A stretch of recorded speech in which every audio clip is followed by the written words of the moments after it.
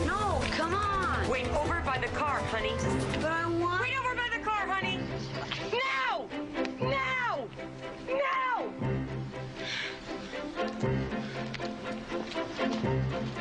Nice boys. You're great with them, too. A scene from Terms of Endearment that seems to be playing out all too often in real-life households these days. Shouting for some parents is, in fact, the new spanking. The authors of the book Mommy Guilt conducted a survey of 1,300 parents. Two-thirds of those who responded said that yelling at their kids was their biggest guilt. And in fact, that was beat out the fact that they were working, spanking, even missing school events. Yep, that's how high the guilt factor has gotten for most of us.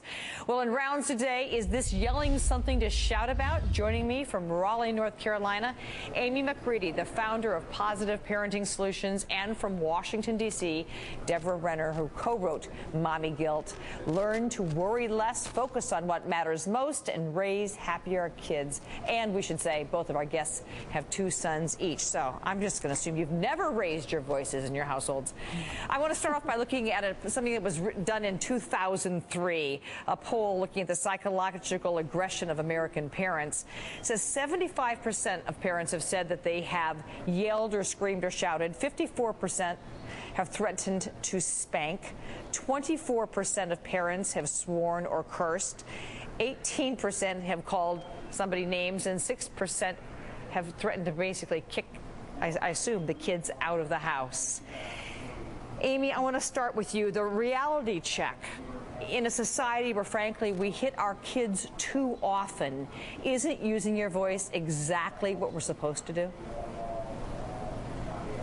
Well, I think we've gotten into this situation where we've told parents what they shouldn't do. They shouldn't spank. They shouldn't raise their voice.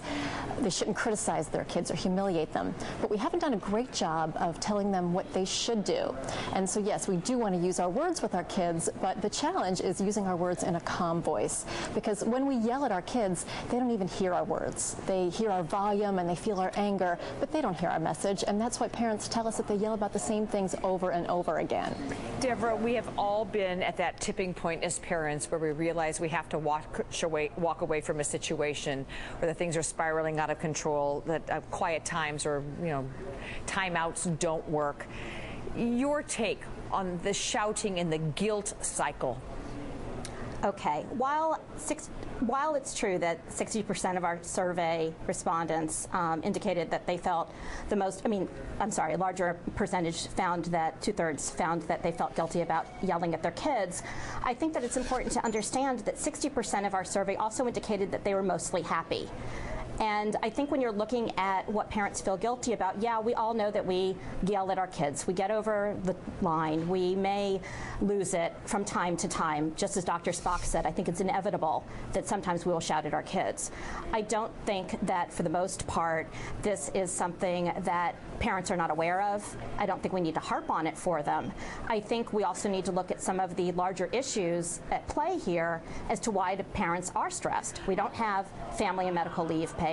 We don't have paid vacation, and our health care is also taxing on families, not to mention the 2 wars. And Amy, for the times that we have hollered, what do you suggest then as sort of the next step? Do you sort of calm yourself and then go back? Do you apologize to your child? Do you have a bigger conversation about it? Because the guilt thing, I think, is bringing down moms. Just enough with the guilt.